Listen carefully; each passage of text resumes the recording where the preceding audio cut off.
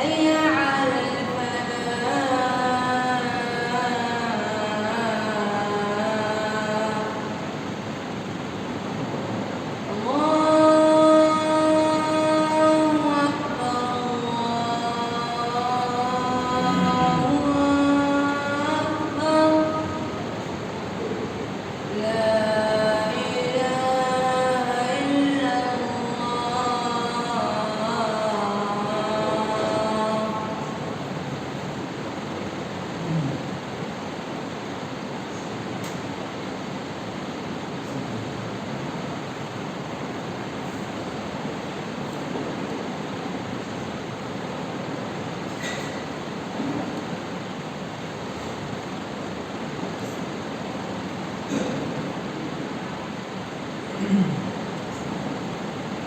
إن الحمد لله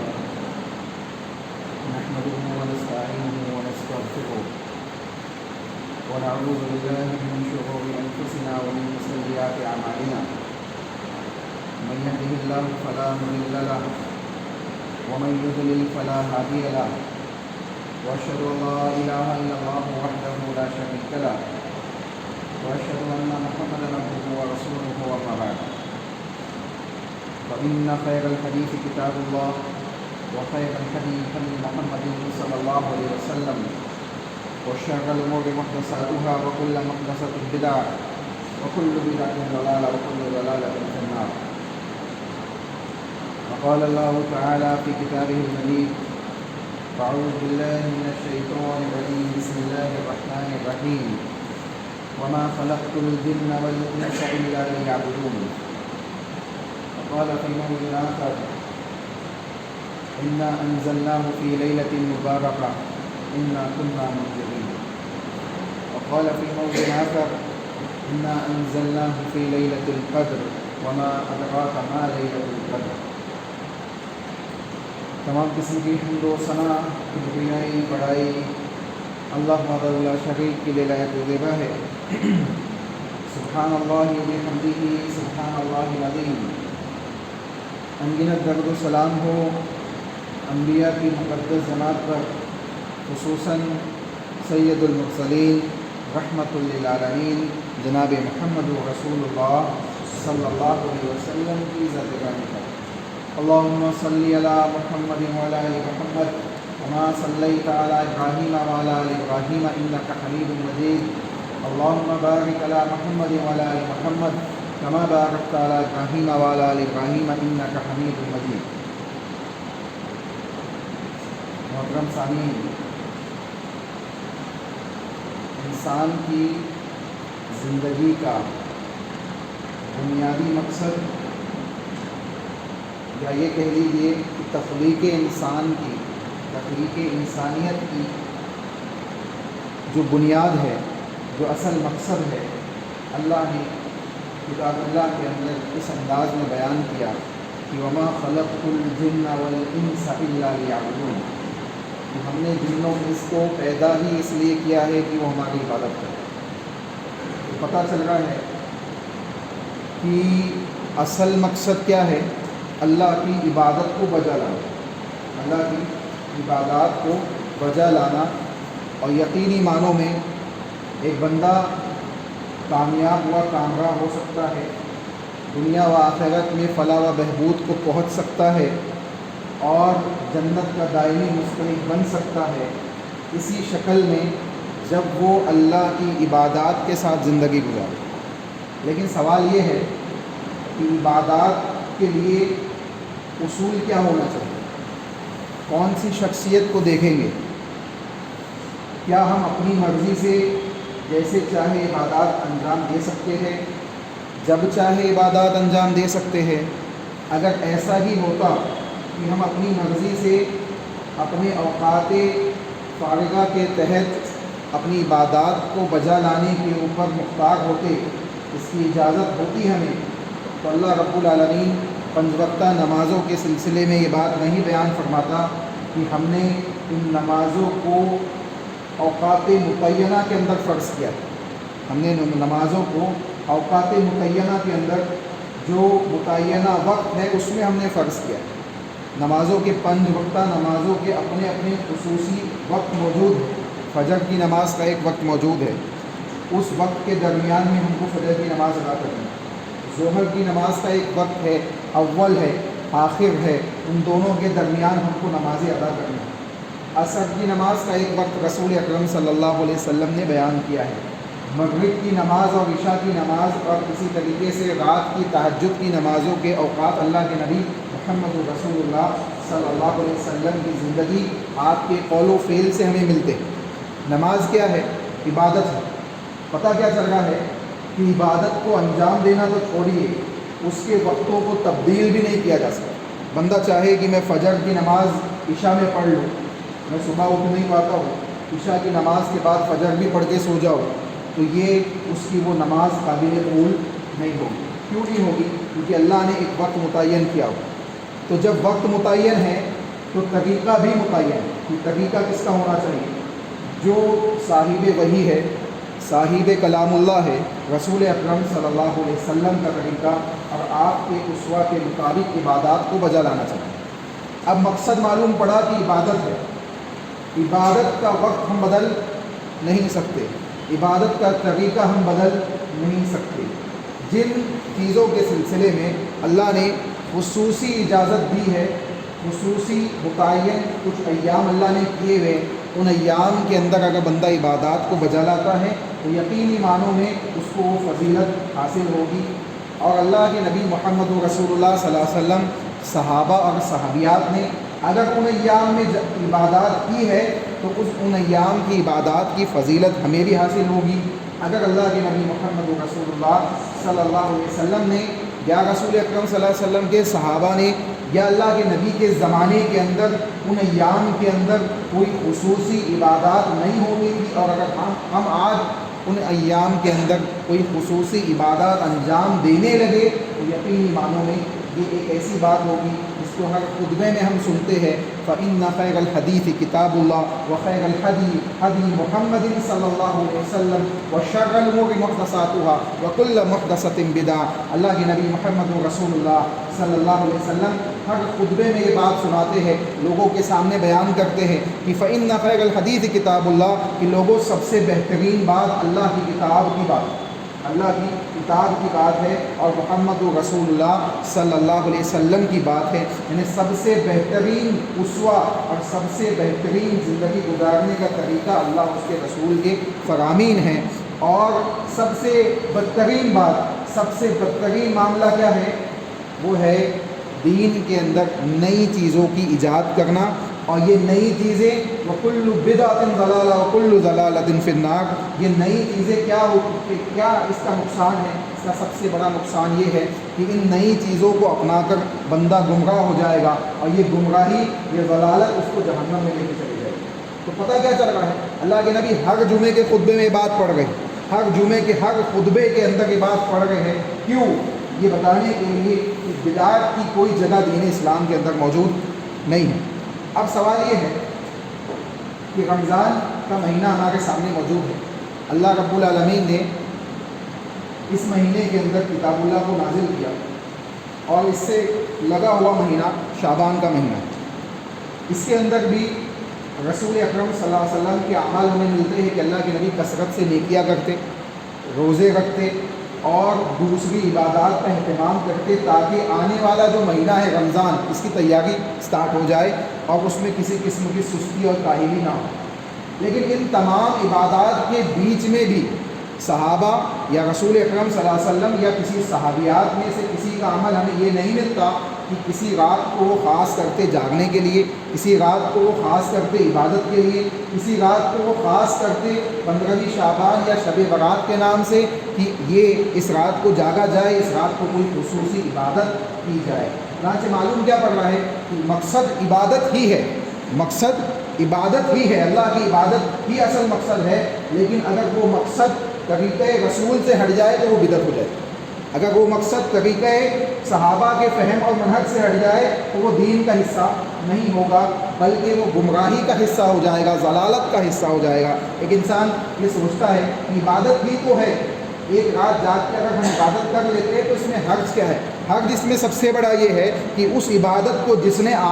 کو آپ نے خاص سمجھا ہوا ہے اس کو رسول اکرم صلی اللہ علیہ وسلم نے خاص نہیں کیا، اس کو صحابہ نے خاص نہیں کیا، یہاں تک کہ اللہ کے نبی محمد رسول اللہ صلی اللہ علیہ وسلم کو اللہ رب العالمین نے حکم دیا فسبح بحمد ربک وکن من الساجدین، اے نبی آپ اپنے رب کی حمد و ثنا کو بیان کیجیے اور اپنے رب کے لیے سجدے کیجیے، وَاعْبُدْ رَبَّكَ حَتَّى يَأْتِيَكَ الْيَقِينُ، اور اپنے رب کی عبادت کو بجا لائیے یہاں تک کہ آپ یقین کو پہنچ جائے، یعنی آپ موت کو پہنچ جائے، آپ کو موت آ جائے، یعنی موت تک آخری سانس تک اللہ کی عبادات کے ساتھ زندگی گزارنی ہے۔ آپ اندازہ لگائے معصوم عن الخطا جناب محمد رسول اللہ صلی اللہ علیہ وسلم کو یہ حکم دیا جا رہا ہے۔ اللہ کے نبی محمد رسول اللہ صلی اللہ علیہ وسلم تہجد میں نمازوں کو ادا کرتے، رات بھر جاگ کے عبادات کو بجا لاتے، اس انداز سے اللہ کے حضور میں عبادات کرتے کہ آپ کے قدموں میں سوجن آ جاتی۔ حضرت عائشہ رضی اللہ تعالیٰ عنہ بیان فرماتی ہے اللہ کے نبی آپ تو معصوم عن الخطا ہے، آپ تو بخشائے ہوئے ہیں، آپ سے کوئی غلطی سرزد ہونی نہیں ہے، اللہ کے نبی آپ اتنی عبادت کیوں کرتے ہیں کہ آپ کے قدموں میں سوجن آ جاتی ہے۔ اللہ کے نبی محمد رسول اللہ صلی اللہ علیہ وسلم بیان فرماتے افلا اکون عبدا شکورا، عائشہ کیا میں اللہ کا شکر گزار بندہ نہ بن جاؤں کہ اس نے مجھے معاف کر دیا ہے، اس نے مجھے محبوب ترین انسان بنایا ہے، اس نے اپنا افضل ترین نبی بنا کے خاتم النبیین بنا کے مجھے بھیجا ہے، عائشہ کیا میں اللہ کا شکر ادا نہ کروں؟ چنانچہ رسول اکرم صلی اللہ علیہ وسلم عبادات کو بجا لاتے، معصوم عن الخطا ہونے کے باوجود ہم گنہگار ہیں، ہمیں زیادہ عبادت کرنے کی ضرورت ہے، لیکن عبادت زیادہ کرنے کا مطلب یہ نہیں ہے کہ اس کی اصل کوالٹی کو ہم کھو دیں۔ اللہ کو جہاں کوانٹٹی چاہیے تو وہاں کوالٹی بھی چاہیے، اور وہ کوالٹی آپ کو کہاں ملے گی؟ رسول اکرم صلی اللہ علیہ وسلم کے اعمال میں ملے گی۔ اگر اللہ کے نبی نے کسی عبادت کو بجا لایا ہے تو اس عبادت کو اس کوالٹی اور اس طریقے کے ساتھ اس وقت کے اندر ادا کرنا،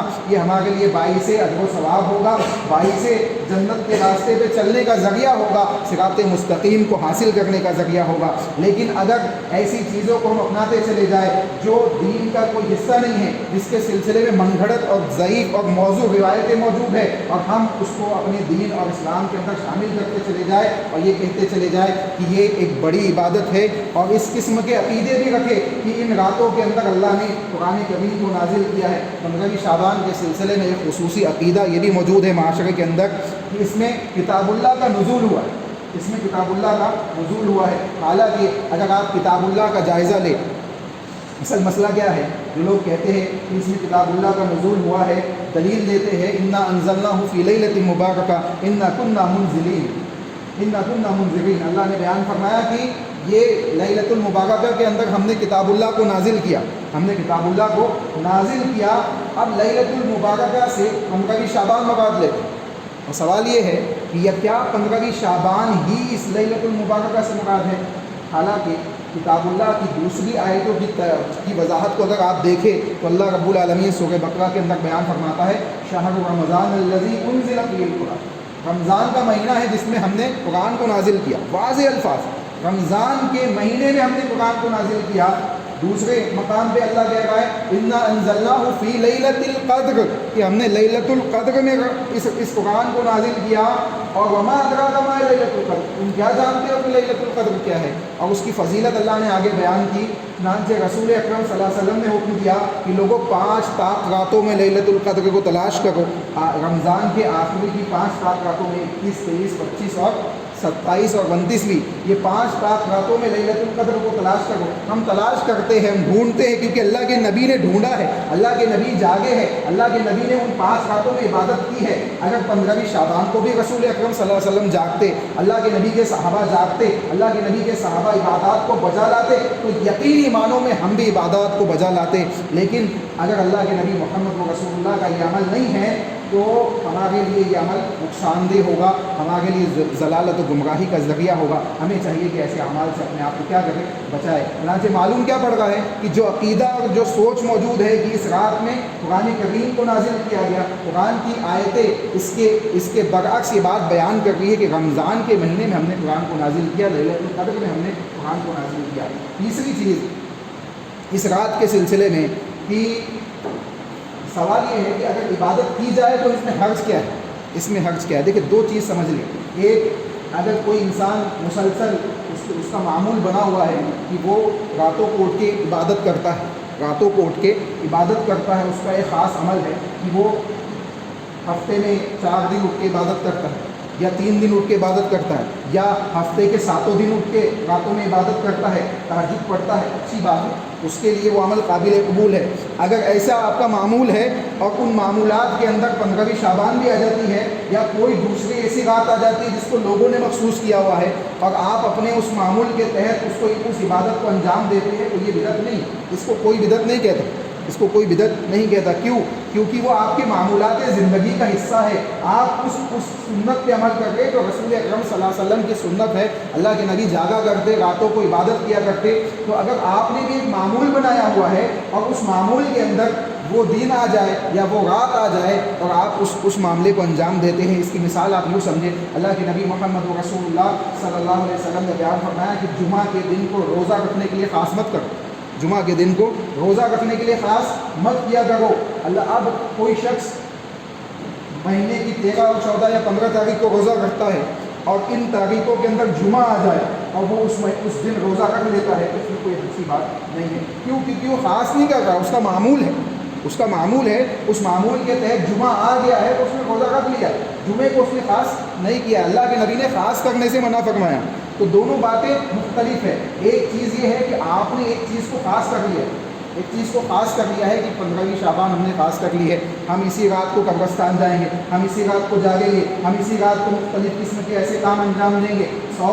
نفلیں پڑھیں گے اور مختلف چیزیں جو معاشرے کے اندر موجود ہے، یہ تمام چیزیں نہ صحابہ کے اعمال سے ہمیں ملتی ہے، نہ رسول اکرم صلی اللہ علیہ وسلم کے اعمال سے ہمیں ملتی ہے، نہ اللہ کے نبی صلی اللہ علیہ وسلم کے معاشرے اور صحابہ کے زمانے کے اندر ہمیں ملتی ہے، چنانچہ ہمیں چاہیے کہ ایسی چیزوں سے ہم پرہیز کریں۔ دوسری چیز، اللہ رب العالمین نے انسان کی ہدایت کے لیے ایک اصول دیا ہے۔ اللہ نے کہا فَإِنْ آمَنُوا بِمِثْلِ مَا آمَنْتُمْ بِهِ فَقَدِ اهْتَدَوْا، اللہ نے کہا اگر تم ان کے جیسے ایمان لے آؤ گے جیسے یہ ایمان لائے تو تم ہدایت یافتہ ہو جاؤ گے۔ کون ہے وہ لوگ؟ صحابہ، یعنی ان صحابہ کی طرح اگر تم بھی ایمان لاؤ گے تو کیا ہوگا؟ ہدایت یافتہ ہو جاؤ گے۔ دوسرے مقام پہ اللہ نے کہا وَمَن يُشَاقِقِ الرَّسُولَ مِن بَعْدِ مَا تَبَيَّنَ لَهُ الْهُدَىٰ وَيَتَّبِعْ غَيْرَ سَبِيلِ الْمُؤْمِنِينَ نُوَلِّهِ مَا تَوَلَّىٰ وَنُصْلِهِ جَهَنَّمَ وَسَاءَتْ مَصِيرًا، اللہ نے کہا جو رسول اللہ صلی اللہ علیہ وسلم کے راستے سے انحراف کرے گا، کجروی اختیار کرے گا، ٹیڑھا پن اختیار کرے گا، یشاقق الرسول، اس کے بعد کہ اس کے پاس ہدایت آ چکی ہے، من بعد ما تبین لہ الہدیٰ، اس کے بعد اس کے پاس واضح ہدایت آپ پہنچی ہے، وہ ہدایت کو جانتا ہے، وہ صحیح بات کو جانتا ہے، اس کے باوجود انحراف کرے گا، اللہ رب العالمین نے بیان فرمایا نولہ ما تولیٰ، وہ جہاں جاتا ہے جس گمراہی کے راستے پہ چل نکلا ہے ہم اسے اسی طرف جانے دیں گے، اسی طرف جانے دیں گے۔ اور وَيَتَّبِعْ غَيْرَ سَبِيلِ الْمُؤْمِنِينَ، مومنین کے راستے کے علاوہ کسی دوسرے راستے کی اتباع کرے گا تو ہم اس کو اسی طرف جانے دیں گے، اور ایک وقت آئے گا نُصْلِهِ جَهَنَّمَ وَسَاءَتْ مَصِيرًا، اس کو پکڑ کے جہنم میں داخل کر دیا جائے گا جو بہت بدترین ٹھکانہ ہے۔ پتہ کیا چل رہا ہے کہ مومنین کا راستہ ہدایت کا راستہ، مومنین کی طرح ایمان لانا انسان کے لیے ہدایت یافتہ۔ کون سے مومنین؟ سوال یہ، آج کے زمانے کے مومنین، ہم اور آپ جو مومن ہیں ایسے مومنین نہیں، بلکہ آیت کریمہ کے نزول کے وقت جو مومنین موجود تھے وہ مومنین صحابہ کی جماعت تھی۔ وہ مومنین کون تھے؟ صحابہ کی جماعت تھی، جو اس آیت کے نزول کے وقت اللہ کے نبی محمد رسول اللہ صلی اللہ علیہ وسلم کے اوپر ایمان رکھنے والے تھے۔ وہ صحابہ کی جماعت کے سلسلے میں اللہ رب العالمین بیان فرما رہا ہے کہ اگر ان مومنین کے راستوں کو چھوڑ دو گے تو جہاں جا گے وہاں جانے دیں گے اور جہنم میں داخل کر دیں گے۔ تو مومنین کا راستہ دیکھنے کا مطلب یہ ہے کہ اپنے تمام اعمال کا محاسبہ کرنا ہوگا کہ صحابہ نے کیا ہے، کیسے کیا ہے، ہم بھی کریں گے اسی انداز سے کریں گے جیسے صحابہ نے کیا ہے۔ اگر صحابہ نے نہیں کیا ہے تو کل بدعت ضلالہ وکل ضلالۃ فی النار، اللہ نے کہا کہ ہر بدعت گمراہی ہے اور ہر گمراہی انسان کو جہنم میں لے جانے والی ہے۔ اللہ سے دعا ہے کہ اللہ نے صحیح معنوں میں ان باتوں کو سمجھنے کی توفیق عطا فرمائے، اللہ اور اس کے رسول کی اطاعت کے ساتھ اپنی زندگیوں کی اصلاح کرنے کی توفیق عطا فرمائے، دین کو کتاب و سنت کو اسی طریقے سے سمجھنے اور عمل کرنے کی توفیق عطا فرمائے جیسے صحابہ نے رسول اکرم صلی اللہ علیہ وسلم سے سیکھا سمجھا اور اس کو اپنی زندگی کا لائحہ عمل بنایا اور وہ اللہ کے نزدیک کامیاب ہو گئے، رضی اللہ عنہ کا خطاب انہوں نے پایا۔ اللہ ہم تجھ سے دعا کرتے ہیں کہ ہمیں بھی ایسی ہی توفیق عطا فرما کہ ہم کتاب و سنت کو سمجھیں اور اس کے مطابق اپنی زندگیوں کو اصلاح کریں، اس کے اوپر عمل کرتے ہوئے جنت میں داخل ہو جائے، اس کے اوپر عمل کرتے ہوئے اپنی دنیا میں آخرت کو سدھار لے، اس کے اوپر عمل کرتے ہوئے اپنے سیدھے ہاتھ میں نامہ اعمال لینے والے بن جائے۔ اے اللہ ہم تجھ سے دعا کرتے ہیں کہ جو غلطیاں جو گناہ ہم سے سرزد ہوئے ہیں، اے اللہ ان غلطیوں کو گناہوں کو ہم سے معاف فرما، ہمارے نامہ اعمال سے صاف فرما۔ اے اللہ رمضان کا مہینہ عنقریب اسٹارٹ ہونے والا ہے، اے اللہ ہم تجھ سے دعا کرتے ہیں کہ رمضان میں ہمیں داخلہ عطا فرما، رمضان کی عبادات کو اہتمام کے ساتھ ادا کرنے کی ہمیں توفیق عطا فرما، ان عبادات کو رسول اکرم صلی اللہ علیہ وسلم کے طریقے کے مطابق ادا کرنے کی توفیق عطا فرما۔ اے اللہ ہم تجھ سے دعا کرتے ہیں کہ جو بھی عبادات ہم انجام دیتے ہیں اس کو قبول فرما۔ اے اللہ ہم تجھ سے دعا کرتے ہیں کہ رمضان سے پہلے ہماری مسجدوں کو کھول دے، ہماری مسجدوں کو کھول دے،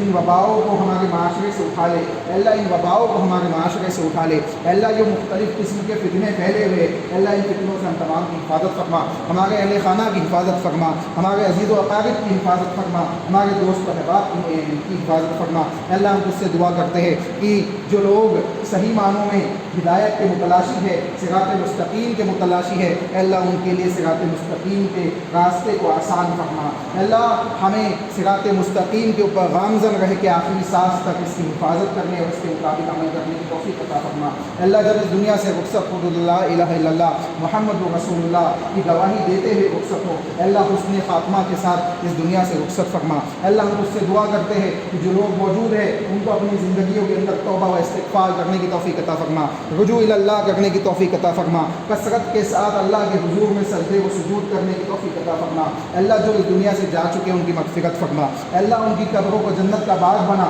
اے اللہ ان کے لیے جنت کے بستروں کو بچھا دے، اے اللہ ان کے لیے جنت کی کھڑکیوں کو کھول دے، اے اللہ ان کو عذاب قبر سے محفوظ فرما۔ اے اللہ ہم بھی جانے والے ہیں، ہمیں بھی عذاب قبر سے محفوظ فرما۔ اے اللہ ہم گنہگار ہیں، خطا کار ہیں، لیکن تیری رحمت کے بغیر ہم جنت میں داخل نہیں ہو سکتے۔ اے اللہ ہم تجھ سے دعا کرتے ہیں دنیا و آخرت میں اپنی رحمت میں بھاگ کر ہمیں کامیابی عطا فرما، دنیا میں بھی کامیابی عطا فرما اور آخرت میں بھی جنت عطا فرما، تاکہ ہم کامیاب ہو سکیں اور حقیقی کامیابی کو حاصل کر سکیں۔ اے اللہ ٹوٹے پھوٹے انداز میں جو دعائیں تجھ سے مانگی گئی ہے، اے اللہ ان دعاؤں کو قبول فرما، آمین۔ ربنا تقبل منا انک انت السمیع العلیم وتب علینا انک انت التواب الرحیم برحمتک یا ارحم الراحمین۔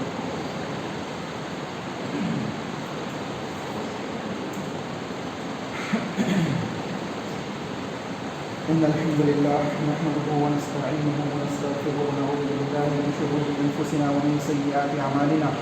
من يهده الله فلا مضل له ومن يضلل فلا هادي له وأشهد أن لا إله إلا الله وحده لا شريك له وأشهد أن محمدا عبده ورسوله أما بعد فأعوذ بالله من الشيطان الرجيم بسم الله الرحمن الرحيم إن الله وملائكته يصلون على النبي يا أيها الذين آمنوا صلوا عليه وسلموا تسليما اللهم صل على محمد وعلى آل محمد كما صليت على إبراهيم وعلى آل إبراهيم إنك حميد مجيد اللهم بارك على محمد وعلى آل محمد كما باركت على إبراهيم وعلى آل إبراهيم إنك حميد مجيد عباد الله رحمكم الله إن الله يأمر بالعدل والإحسان وإيتاء ذي القربى وينهى عن الفحشاء والمنكر والبغي يعظكم لعلكم تذكرون قوموا إلى الصلاة